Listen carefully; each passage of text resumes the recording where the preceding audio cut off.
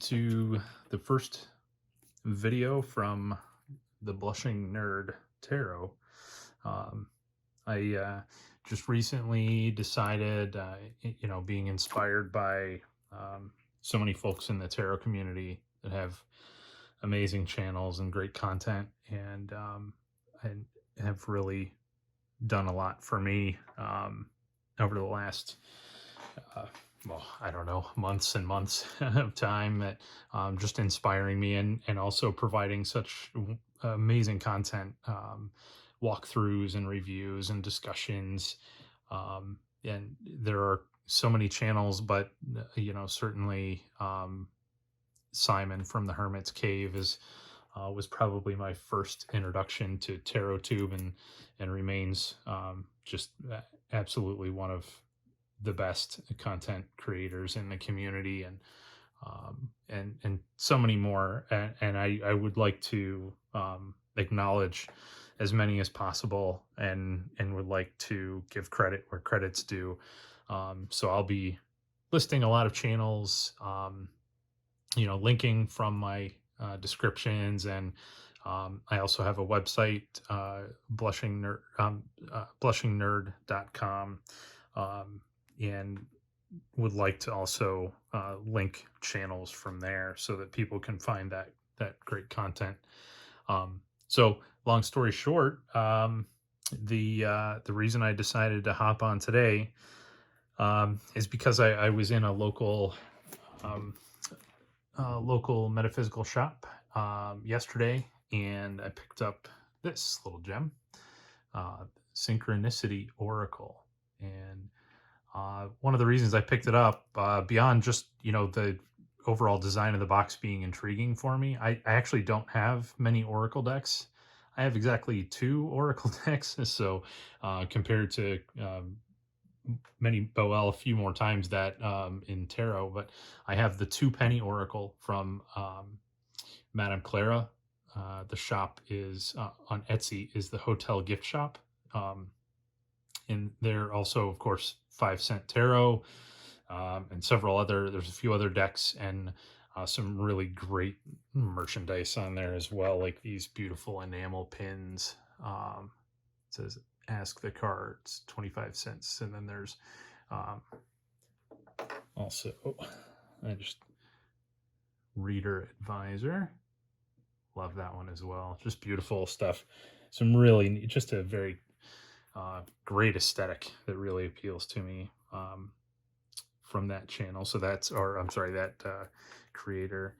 And then also the other one I have is from Usi. And of course the name is blanking for me. Supra Oracle from Usi. That one's beautiful as well. So those are the only 2 oracles I've purchased to date until this one, Synchronicity. And it's funny, there are actually 2 Synchronicity Oracles. So when I was in the store, I pulled up Google real quick to see what might be inside, because there's no indication here what the deck is going to look like when you receive it. So I decided to pull it up on Google to see if there were any pictures, so I could get an idea of what it was I was going to get if I bought this deck. And the first one to come up was, of course, from a different creator. And the images were beautiful, they're colorful, and so I thought, oh yeah, if that's what I'm getting, sure, let's do it. So I bought the deck, and then I did a little extra dive, because I assumed, of course, there can only be one, right? There's only one Synchronicity Oracle. Wrong. However, a little more research on this one revealed that this is appealing too. It's not without a couple of elements that I maybe would like to see some changes on, but we'll get to that a little bit later. But let me read a little bit on the back here. So it's actually produced, the creator, his name is Etan Ilfeld. And if you're familiar with, and I believe I've heard some of the UK tarot tubers talk about Watkins Books in London. So Etan Ilfeld is the now owner, I believe since 2010, of Watkins Books, and that's who published this. He's actually either American or Canadian. I'm not sure which. I believe U.S. He was a U.S. chess master. Um, so it says here, Etan Ilfeld is fascinated by the power of imagery and symbolism to enhance our understanding of the world around us. The owner of the world-famous Watkins Bookshop and publishing company of the same name. He is a U.S. chess master and the author of Beyond Contemporary Art and Duchamp versus Einstein. Um, so interesting stuff. For some reason, the shop that I went to, they color over the price, I believe, in pounds. I'm not sure. Anyway, it's $24.95 US, and I'll remove the cellophane, and we'll find out what the rest of the world pays. So this is a nice 2-part cardboard box. Hopefully lighting's okay. This being my first video, apologies. There will be kinks to work out. So, in any case, so it looks like it'd be £18.99 or $26.95 Canadian. So, let's see what we have here. So I did do a little bit of checking on this after I got it home. So box is a nice sturdy 2-part cardboard box. Nothing inside, but little hints of some of the symbols that you get in the cards. And also, as I later found out, that hexagon happens to be the shape of the cards as well. So I'm not sure if everybody's going to like that. I was on the fence about it. This would be the first non-standard shape deck that I've ever purchased. Here's the book. So it's quite a nice little book here. Some color images, but yeah, fairly limited there. But decent descriptions here. It looks like of the various symbols. Some layout instructions here. So some spreads, basically, how you are supposed to use it. The quick guide at the back. But we're looking at a total of 80 pages. So 80 pages in the guidebook here. Now there is an interesting, here's a little trick. This is something I found out. So the video, the creator actually did I think what was a release party sort of and a signing at Watkins Books when this first came out, and you can watch that video. Link it also below, but it's known as the video title is Synchronicity Oracle Divination by Etan Ilfeld. It is on YouTube. It's put out by Watkins Books on their channel. But he pointed out that here on page 74, symbol number 57 is 0, and he pointed out that there's actually a printer's mistake here. There is supposed to be a symbol here for 0, but they made an error and didn't include anything. But how fitting is that for a deck called Synchronicity to be missing the symbol for 0? I think is just delightful. So kind of hilarious. But so that's an interesting little tidbit. If you happen to pick up this deck and you get one of the, I believe it's a first edition. I don't know if that's listed up front here. Yeah, this will be a first edition, first printing. It is printed in China, but down here you'll see the number line. It starts with a 1. So we're talking about first edition, first printing. Came out, published in 2021. So we'll get a little bit more to the book here later. Looks like there's some damage, unfortunately, and it looks like it may have bent some of the cards. That's really hate to see that. There was a little bit of box damage.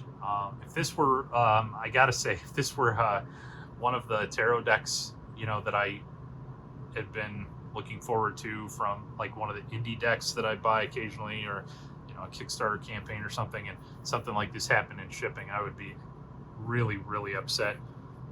This happens to be a deck that I was just sort of picking up to check it out as not just a curiosity, but something that just sort of interesting and off the beaten path, maybe something I wouldn't normally get.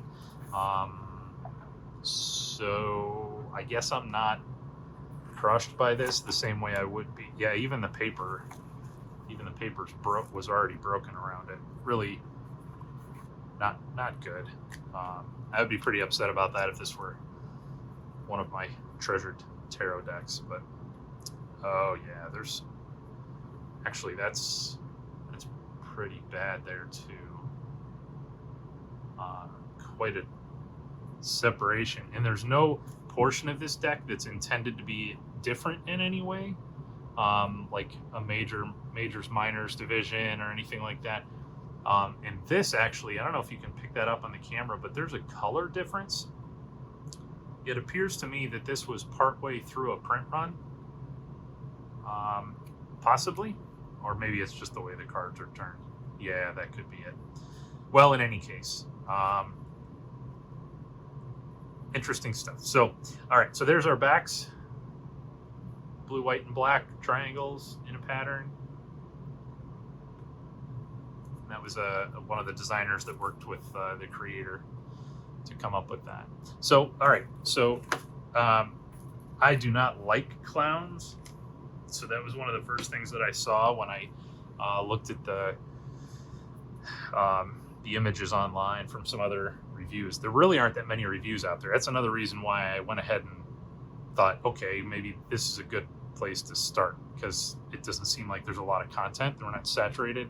Whereas most of the tarot decks I have them because Simon made me do it, or because there's some other, there's been enough reviews out there that I wasn't taking a chance on anything. I was seeing other people's reviews and seeing something that I really liked or really resonated with me, so I bought it. So in any case, here we are. So the idea behind this oracle is you have, and I believe they use a past, present, future as the prime example of a spread for this and how best to use it. But there are lots of options and variations, and the creator claims that anyone can pick this deck up and use it without any sort of reference material or anything else, because it's a system that is based on symbols that are all around us, and we can kind of identify with them without too much effort. So I'll flip through a couple of these. I don't know that there's much value in me showing all of them, because the symbols are repeated, and if you put any two cards down in this system, you should be able to identify symbols that match and then line them up in some way. So here we have the clown and the clown. Of course, that would be my first one. And then that starts off your spread, or this could answer one question in some way. So we'll look at the book to get an idea what that means in a little bit here. But for now, we'll just show some of these cards and flip through them. So here's the 0 symbol. Looks like a bit like a racetrack. That was supposed to be in the book on the 0 page. Didn't quite make it. That's fine. And you'll see several familiar things in here. There's some alchemical symbols. There's obviously the Buddha.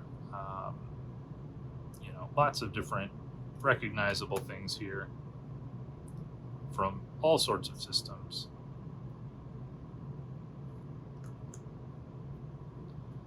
Pop culture included.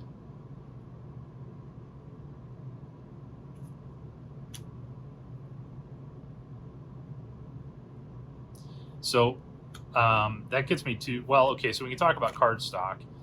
This is sturdy cardstock, for sure. But it has quite the gloss to it, and I don't know. I don't like glossy decks. That's not, I will often avoid buying a deck because of that. There are some publishers that it seems like that's just what they default to, and so as a result, I don't end up buying their decks. And I don't know, maybe more and more publishers are getting away from that and starting to respond to the community, because I know I'm not alone in that sense that it's not the favorite. So here you'll see um, there is a tarot deck there with the world card on front, on top. Um, that's one of the symbols you can get. Be a tarot deck. Lotus flower, ship's wheel, some glasses. So,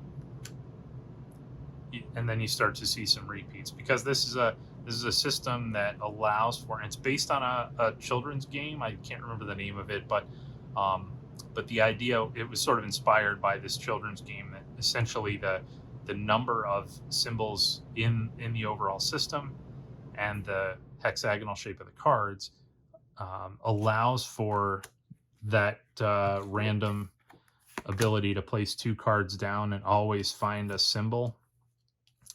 Here we have the glasses.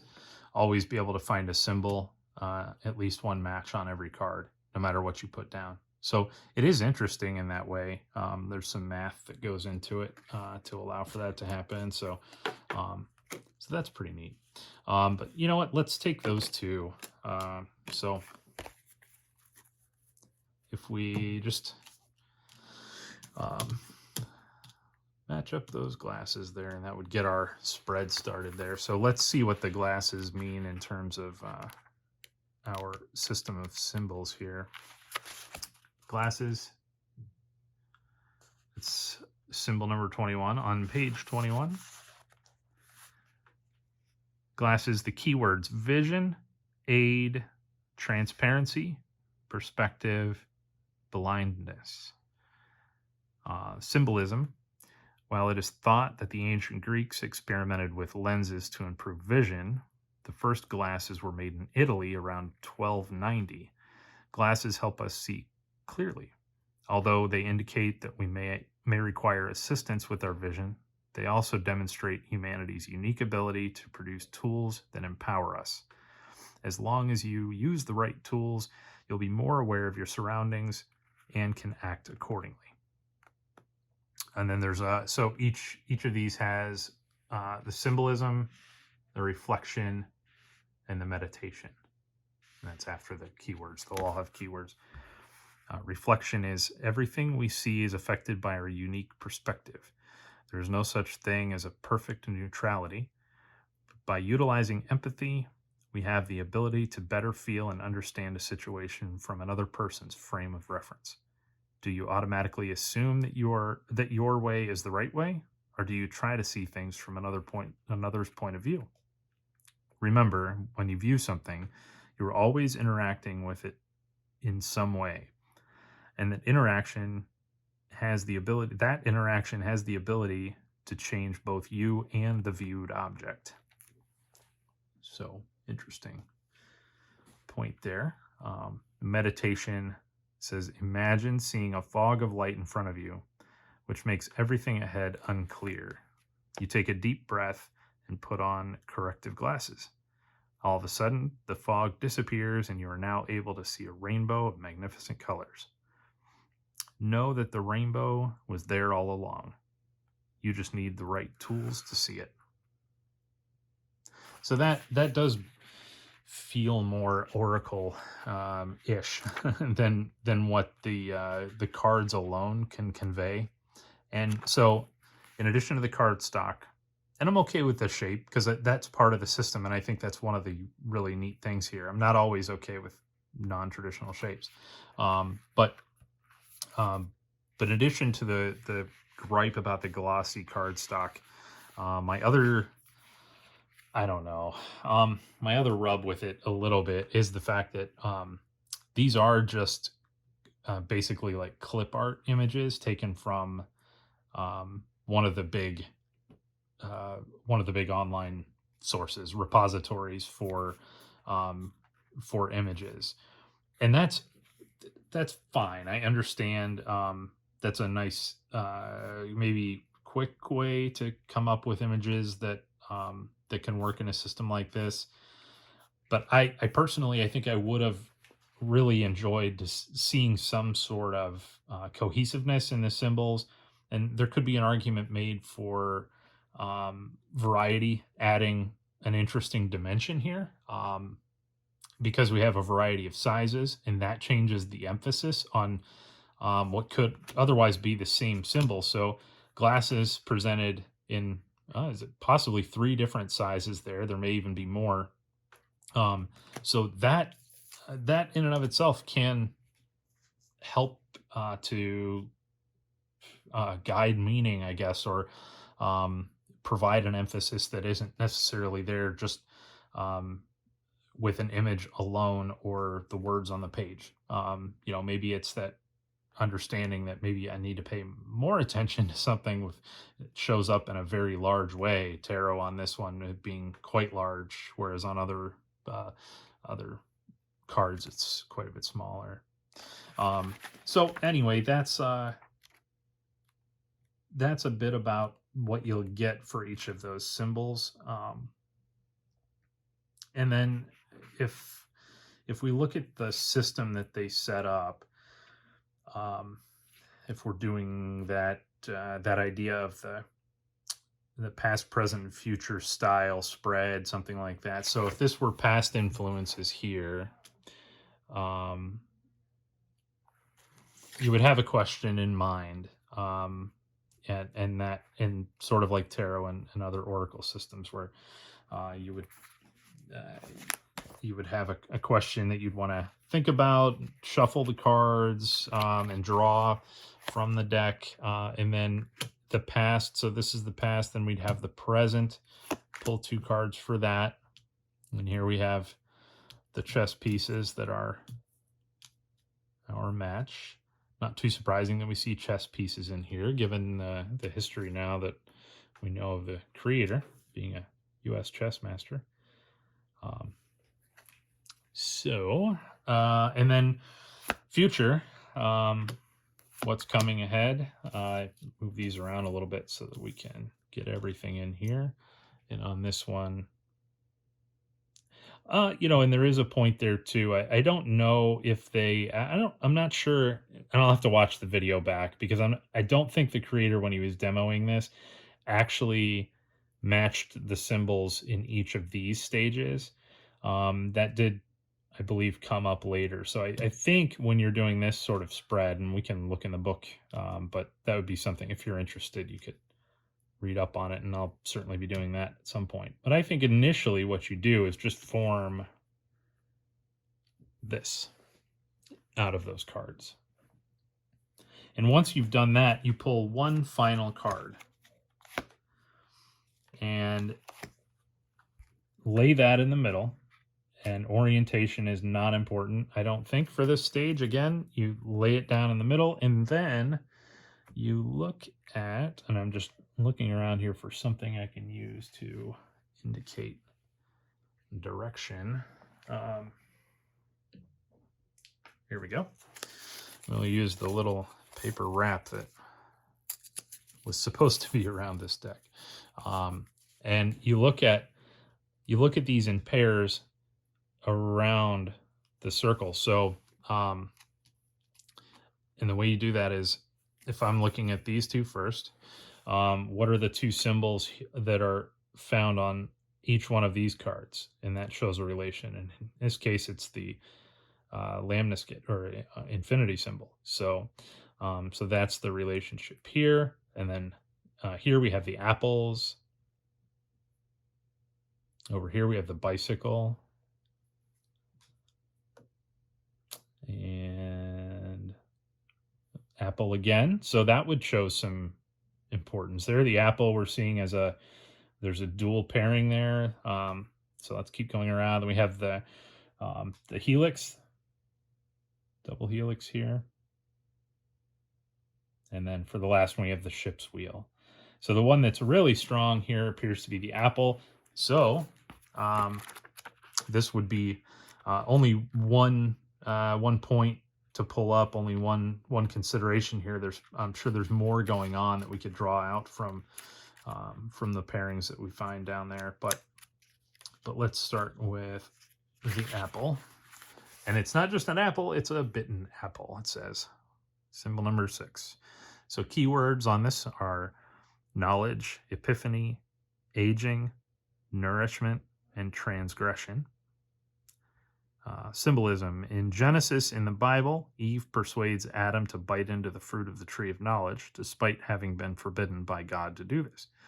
After their transgression, they became aware of their nakedness as God casts them out of Eden and strips them of their immortality and punishment.